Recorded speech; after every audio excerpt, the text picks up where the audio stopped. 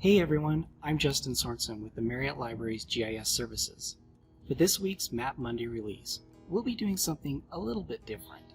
Normally, I'd be sharing a cartographic map or an interactive mapping application with you, demonstrating the power of GIS technology within the projects and research you're developing.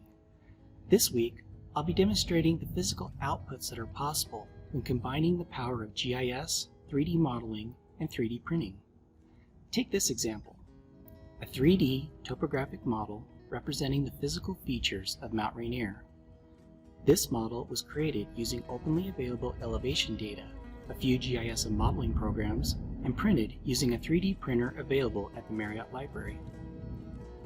How do you create such a model? On September 30th, I'll be instructing a virtual workshop covering just that. Presented through Digital Matters, this workshop will introduce a method for generating and printing 3D topographic models of areas around the world. I'll also be introducing a new project in development at the Marriott Library that combines 3D topographic models with the visualization power of a GIS projection system. So please join me for this virtual event and learn how you too can create 3D topographic models.